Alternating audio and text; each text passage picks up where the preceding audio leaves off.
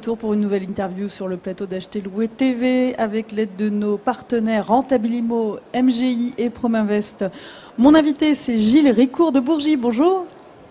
Alors vous êtes président de la chambre FNAIM Paris-Île-de-France. On croit qu'on connaît bien la FNAIM et néanmoins, est-ce que vous pourriez nous rappeler de quoi il s'agit?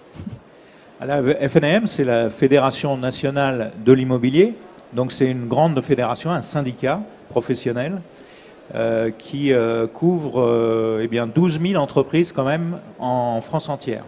Et pour ce qui concerne la chambre que j'ai l'honneur de présider, il y a 1800 adhérents, donc 1800 agences qui maillent le territoire de Paris Intramuros et des départements de Petite et de Grande Couronne.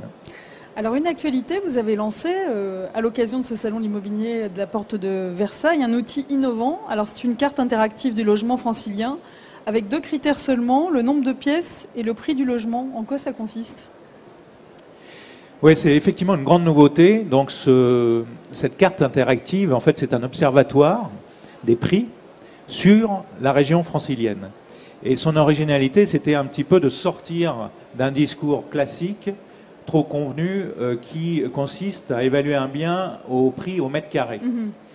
Et moi, si vous voulez, j'ai jamais vu chez moi dans mes agences un consommateur, un client qui rentrait et puis qui disait je voudrais acheter du 7 422 € du mètre carré. Ça ne s'est jamais passé. Donc si vous voulez, les clients, ils ont besoin avant tout de se loger. Oui. Donc ils ont un budget qui peut même être variable en fonction des taux, de la durée de l'emprunt. Ils ont surtout une famille avec donc un certain nombre de personnes à loger. Donc ils ont un impératif de chambres et des préférences en termes de localité. Bon, donc partant de là, si vous voulez, tout l'outil qu'on a mis en ligne donc sur le site qui est dédié à la chambre FNAIM Paris-Île-de-France, c'est d'ailleurs, j'en profite, excusez-moi, pour donner le nom, hein, donc c'est www.lamaisondelimmobilier.org. Vous me le rappellerez en fin d'émission. Sur ce site, donc vous pouvez trouver cette calculette qui vous permet en fait globalement de savoir si vous avez besoin par exemple d'un 2 pièces et que vous avez un budget qui va entre 300 et 380 000, vous allez pouvoir voir sur Paris et sur toute la région où est-ce que vous pouvez trouver des 2 pièces correspondant à ces critères-là. Donc en fait, c'est une amorce de réflexion pour un acheteur pour l'aider à penser Grand Paris et sortir du schéma classique du prix au mètre carré. Donc c'est pour la personne qui veut se loger, c'est aussi pour l'investisseur. Parce qu'en fait, l'investisseur, avec un budget, il va pouvoir aller voir sur la carte interactive qu'il peut effectivement acheter peut-être dans Paris Intramuros, mais il pourra avoir une rentabilité bien meilleure parce que les prix sont moins élevés et les locations sont finalement pas tellement différentes de Paris Intramuros sur une banlieue qu'il n'avait absolument pas appréhendée au début. Donc c'est vraiment un outil qui permet, tant pour l'investisseur que pour l'acquéreur, de faire son choix sur toute cette zone du Grand Paris. Donc il y a tout un système de cartes qu'on rajoute sur la géographie du Grand Paris, qui sont donc les réseaux de transport, bientôt les écoles, bientôt les temps de transport. Tout ça pour vous permettre de voir que si vous avez une fille qui travaille à Nanterre et puis une autre qui est dans une école à Fontenay-sous-Bois, en calculant les temps de parcours, vous allez vous apercevoir que parce qu'il y a un RER d'un côté et puis un tramway de l'autre, c'est pas évident que le bon choix soit d'être pile au milieu des 2 écoles. C'est intéressant, ça. Le Grand Paris, ça a d'ores et déjà un impact important sur votre marché ? Disons que ça commence à rentrer, je dirais, vraiment dans la réflexion, surtout pour l'instant, des investisseurs. Il faut savoir que les investisseurs qui cherchent une rentabilité ont quitté Paris Intramuros, vu les prix, et donc sont obligés d'aller chercher à l'extérieur. Et à l'extérieur, on s'aperçoit que le réseau de transport qui est donc maintenant entériné dans le cadre du Grand Paris les fameux clusters, donc ces zones d'activité qui vont entourer Paris et qui vont générer de l'activité et donc une attractivité importante sur des zones hors Paris, font que des investisseurs ont bien intérêt à sortir de Paris intramuros et aller rejoindre des nœuds de transport avec des zones d'activité très riches ou potentiellement très riches grâce au fameux projet du Grand Paris.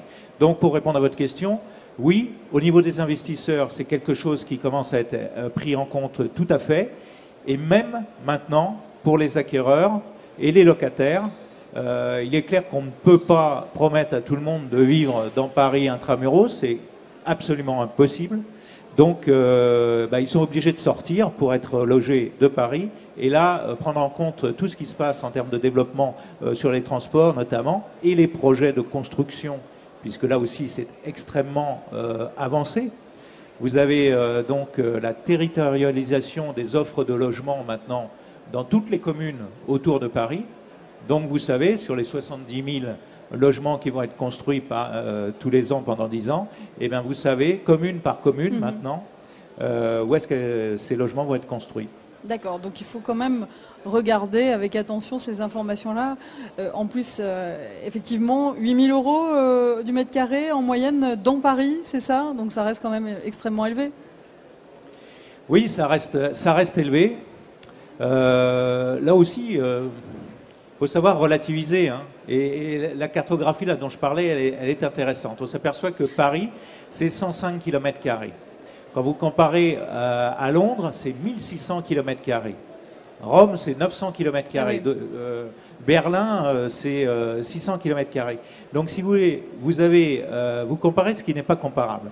Prenez la valeur moyenne d'un achat d'un appartement parisien. Actuellement, cette valeur moyenne, c'est 400 000 €. D'accord. Si vous prenez la carte de Paris, donc dans l'enceinte du périphérique, okay. Vous prenez un calque, vous le posez sur la carte de Londres. Vous vous retrouvez en fait dans le cœur de Londres. Eh oui. Uniquement dans le cœur de Londres. Oui, dans l'hypercentre.